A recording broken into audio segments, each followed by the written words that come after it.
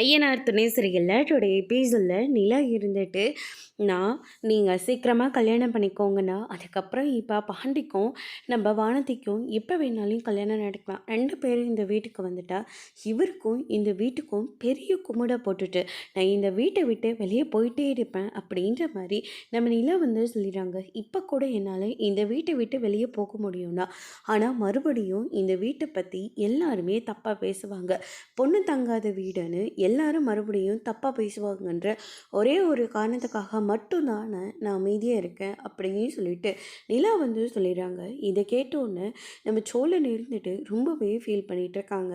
அதுக்கு அடுத்ததாக வந்து பார்த்திங்கன்னா தள்ளி போங்க அப்படின்னு சொல்லிட்டு நிலா இருந்துட்டு சோழனை உதறி தள்ளிட்டு அந்த இடத்துல இருந்து கிளம்புறாங்க.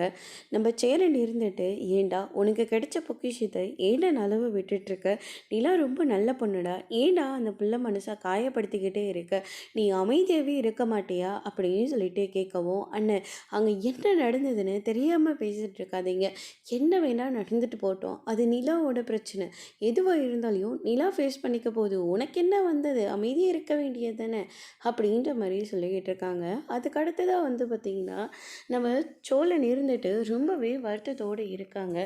அதுக்கு அடுத்ததாக நம்ம பல்லவன் இருந்துட்டு அவங்களும் நிச்சயதார்த்தத்துக்கு கிளம்புறதுக்காக எல்லாத்தையும் ரெடி பண்ணிகிட்டு இருக்காங்க. ஆனால் இந்த ஷர்ட்டில் நான் எப்படி இருக்கேன், இந்த ஷர்ட் எனக்கு ரொம்ப நல்லா இருக்கா அப்படின்னு சொல்லிட்டு கேட்கவும் ஊனை மட்டும் தலையாடிட்டு சோழன் வந்து அமைதியாக இருக்கார். அதுக்கு அடுத்ததாக அண்ணன் இங்கே பாருங்கள், சேரன் அண்ணன் இந்த ட்ரெஸ் எனக்கு எப்படி இருக்கு, அதுக்கு என்ன ரொம்ப சூப்பராக இருக்குடா அப்படின்ற மாதிரி சொல்லிக்கிட்டு இருக்காங்க. அண்ணன் பார்த்தீங்களா, அண்ணன் என்ன எப்படி சொல்லிகிட்டு இருக்கு அந்த மாதிரி சொல்லணும்னு ஊனை மட்டும் சொன்னால் என்னென்ன அர்த்தம், இப்படியா நான் சொல்லுவீங்க அப்படின்ற மாதிரி நம்ம பல்லவன் வந்து சொல்லிக்கிட்டு இருக்காங்க. அதுக்கு அடுத்ததாக வந்து பார்த்திங்கன்னா நம்ம நிலா இருந்துட்டு சேரையில் வந்து நிற்கிறாங்க. அந்த சேரையை பார்த்தோன்னே சோழன் இருந்துட்டு இனிமே கண்டுக்காமல் இருக்காங்க. நம்ம பல்லவன் இருந்துட்டு அண்ணி இந்த சேரீ உங்களுக்கு ரொம்ப சூப்பராக இருக்குது அப்படின்ற மாதிரி சொல்கிறாங்க. தேங்க்ஸ்டா பல்லவா அப்படின்ற மாதிரி சொல்லிக்கிட்டு இருக்காங்க. அதுக்கு அடுத்ததை வந்து பார்த்திங்கன்னா இந்தாங்க பூவு அப்படின்னு சொல்லிட்டு நம்ம சோழன் இருந்துட்டு பூவை எடுத்து கொடுக்குறாங்க. நிலா அதை வாங்கி அமைதியாக வச்சிடுறாங்க. என்னென்ன பூவை கொடுத்து ஒர்க் அவுட் பண்ணலான்னு நினச்சியா அப்படின்னு சொல்லிட்டு கேட்கவும் அதுக்கு அடுத்ததாக சோழன் இருந்துட்டு ஆமாண்டா ஒர்க் அவுட் பண்ணலான்னு நினச்சேன், ஆனால் எங்கே முடியாமல் போச்சு அப்படின்னு சொல்லிட்டு சோழன் வந்து சொல்லிடுறாரு. அதுக்கு அடுத்து தான் நம்ம நடேசன் வந்து நிற்கிறாங்க. நான் ரெடியாகிட்டேன், எங்கடா இன்னும் கிளம்பிட்டீங்களா, வெறும் பொண்ணு பார்க்க மட்டும்தானே போகிறோம், வேறு எதுவும் இல்லைல்ல, நம்மள அவங்களுக்கு தெரியும், அவங்களுக்கு நம்மள தெரியும், இதை தவிர வேறு என்னடா அங்கே நிச்சயதார்த்தாவது போய் பண்ணிட்டு போகிறீங்க, இப்போ பொண்ணு பார்க்க போகிறதே அவசியம் இல்லைன்னு தான் நான் சொல்லிட்டு இருப்பேன். ஏன்னா அந்த வாயாடி இந்த வீட்டுக்கு வந்தானா கண்டிப்பாக இந்த வீடை ரெண்டாக பிரிக்காமல் விட மாட்டா. அது மட்டும் இல்லை, அவள் என்ன பண்ணாலும் இவனும் எதுவும் கேட்டுக்க மாட்டான், இப்படியே மீறி சொன்னாலையும் அவள் ஏற்றுக்க மாட்டா. எனக்கு என்னமோ அந்த பொண்ணு இந்த வீட்டுக்கு தேவையில்லையோன்னு தோணிக்கிட்டு இருக்கு அப்படின்ற மாதிரி சொல்லிக்கிட்டு இருக்காங்க. நிலா இருந்துட்டு யார் யாருக்கு என்னென்ன நடக்குமோ அதுதான் நடந்துக்கிட்டு இருக்கோம், இதுக்காக இப்போ கிளம்புற நேரத்தில் இப்படியெல்லாம் சொல்லிக்கிட்டு இருக்கீங்க, இது வானத்துக்கு அதில் விழுந்துச்சுன்னா பெரிய பிரச்சனையே ஆகிடும், கொஞ்ச நேரம் நீங்கள் அமைதியாக இருக்க மாட்டிங்களா அப்படின்ற மாதிரி நிலா ஒரு பக்கம் சொல்லிக்கிட்டு இருக்காங்க. அதுக்கு அடுத்ததாக சோழன் இருந்துட்டு நான் இப்போவே சொல்லிடுறேன், அங்கே ஒழுங்காக நடந்துக்கோங்க, டேய் நான் சரியாக தானே நடந்துக்கிறேன், முதல்ல நீங்கள் எல்லாரும் சரியாக இருங்க அப்படின்னு சொல்லிட்டு நடேசன் வந்து அங்கேருந்து கிளம்பிடுறாரு. அதுக்கு அடுத்ததாக என்னடா இன்னும் பாண்டிய ஆளாக காணோம் அப்படின்னு சொல்லிட்டு சேரன் வந்து கேட்கவும் அதுக்கு அடுத்ததா அண்ணன் என்னைக்குன்னு பார்த்ததா அவனுக்கு நிறையா வேலை இருந்திருக்கும், நான் போயிட்டு அவனை பார்த்து என்ன ஏதுன்னு பார்த்துட்டு அவனை கூட்டிகிட்டு வந்துடுறேன் அப்படின்னு சொல்லிட்டு சோழன் இருந்துட்டு அங்கேருந்து கிளம்பிடுறாங்க.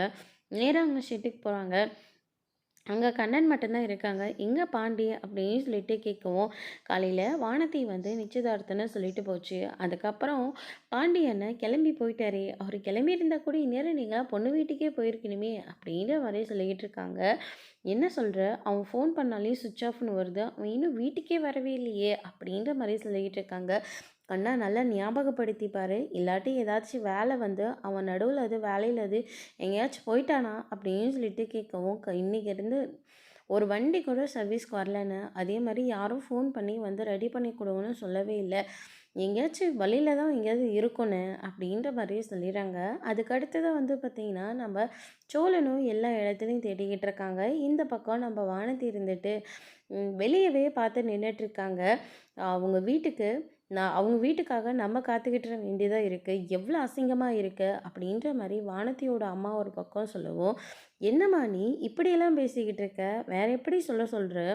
5:30 டூ 6 மணி வரையும் நல்ல நேரம் இருக்குன்னு மாமா சொல்லிக்கிட்டு இருக்காரு. அவங்களும் இந்த டைம்க்கு வந்துருப்பாங்கன்னு நீயும் சொன்ன. ஆனா இன்னும் அவங்க ஒருத்தர் கூட ஆளே வரவே இல்லையே! இதுக்காக தான் நான் அப்பவே படிச்சு படிச்சு சொன்னேன்." அப்படின்ற மாரி சொல்லிக்கிட்டு இருக்காங்க. வானதி இருந்துட்டு, "அம்மா முதல்ல எனக்கு இந்த புடவைய சரி பண்ணி குடு. அவங்கள என்ன நீ புதுசாவா பார்க்குற? அவங்களும் என்ன உன்ன புதுசாவா பார்க்க போறாங்க? எதுக்கு தேவையில்லாம புடவையெல்லாம் கட்டி சீவி சிங்காரிச்சிட்ருக்க? இன்னும் அவங்க ஆள கூட காணோம்." அப்படின்ற மாரி சொல்லிக்கிட்டு இருக்காங்க. என்னதான் இருந்தாலும் உங்க குடும்பத்தோட இன்னைக்கு என்ன பொண்ணு பார்க்கறதுக்காக வராங்க இல்ல, நான் மரியாதைக்காக இந்த புடவைய கட்டிக்கிட்டு இருக்கேன். அது மட்டும் இல்ல, நேத்து அவங்க வீட்ல சொல்லும்போது கூட அவங்க எல்லாரும் ரொம்ப தான் சந்தோஷப்பட்டாங்க. அதனால கண்டிப்பா அவங்க அந்த டைம் ஆனா வந்துருவாங்க. நீங்க எதுக்காகவும் கவலைப்படாதீங்க. நீங்களும் ரெடி ஆகுங்க அப்படின்ற மாரி வானதி வந்து சொல்லிர்றாங்க.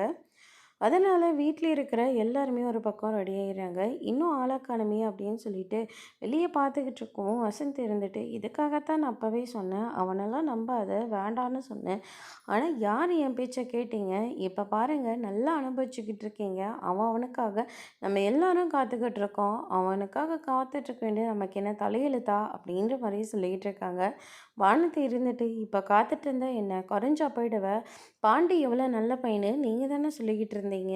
என்னை கொண்டு வந்து வீட்டில் பொறுப்பா விட்டுட்டு அவன் மன்னிப்பெல்லாம் கேட்டு போயிட்டான். அவன் ரொம்ப நல்ல பையனா இருக்கான்னு சொல்லி நீங்கள் எல்லாரும் தானே சொல்லிக்கிட்டு இருக்கீங்க.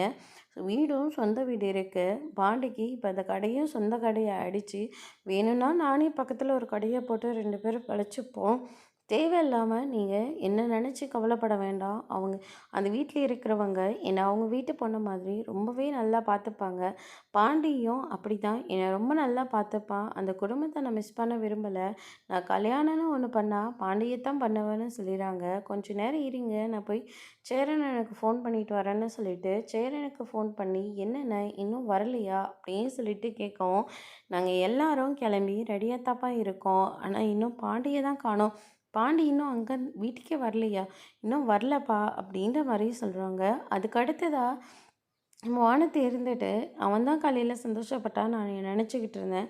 ஆனா, இப்ப அவன் வீட்டுக்கே வரலன்னு வேற சொல்லிக்கிட்டு இருக்கீங்க. அப்படின்னு சொல்லிட்டு வானதி வந்து ரொம்பவே ஃபீல் பண்ண ஆரம்பிக்கிறாங்க. "எதுக்காகவும் கவலைப்படாதப்பா. நாங்க பாண்டி வந்த உடனே கிளம்பி வந்துடுறோம்." அப்படின்ற மாரி சேரன் வந்து சொல்லிட்டு ஃபோனை வந்து கட் பண்ணிடுறாங்க. அதுக்கு அடுத்ததா நம்ம பாண்டி இருந்துட்டு, நம்ம வானதி வந்து நான் ஃபஸ்ட்டு பாண்டிய லவ் பண்ணதுனால தான் பாண்டி வந்து கடை சொந்தமாச்சு. இப்ப நான் பாண்டிய கல்யாணமும் கூடிய சீக்கிரத்தில பண்ணிக்க போறேன். எல்லாமே என்னால தான் நடந்துச்சு அப்படின்ற மாரி சொன்னது. ரூமெல்லாம் என்ன, அந்த வீட்ட எப்படியும் உங்க அண்ணி ஹாஸ்டல் மாரி தான் யூஸ் பண்ணிக்கிட்டு இருக்காங்க. உங்க அண்ணனையும் கூட சேர்த்துக்கிறதில்ல. அவங்க மட்டும் தனியா அந்த ரூம்குள்ள சந்தோஷமா இருக்காங்கல்ல. அவங்க எங்கேயாச்சும் போய் ஒரு ஹாஸ்டல்ல தங்கிக்கிட்டும், வேற எங்கேயாவது கூட போகட்டும். நம்ம அந்த ரூம எடுத்துக்கலாம் அப்படின்ற மாரி சொன்னது. இப்படி எல்லா விஷயத்தையும் வந்து யோசிச்சு பார்த்து என் சோழனுக்கு ஃபோன் பண்றாங்க. "எங்கடா இருக்க?" அப்படின்னு சொல்லிட்டு கேட்கவும், "கொஞ்சம் பக்கத்துல தான்டா இருக்கேன்." "பக்கத்துல இருக்கேன் அது இதுன்னு சொன்னேன்னா, நான் ரொம்ப டென்ஷன் ஆயிடுவேன். நீ எங்க இருக்க? நிச்சயதார்த்தத்துக்கு போகணும்னு சொல்லிட்டு நாங்க எல்லாரும் கிளம்பி ரெடியா இருக்கோம். ஆனா நீ என்னடான்னா ஆள காணோம்." அப்படின்னு சொல்லிட்டு கேட்கவும், "எனக்கு இந்த கல்யாணம்லாம் வேணாம்டா." அப்படின்ற மாரி சொல்றாங்க. "என்ன கல்யாணம் வேணாவா?" அப்படின்னு சொல்லிட்டு சோழன் வந்து பயங்கரமா ஷாக் ஆகுறாங்க. அதோட இன்னைக்கான எபிசோட் முடிச்சிருக்காங்க.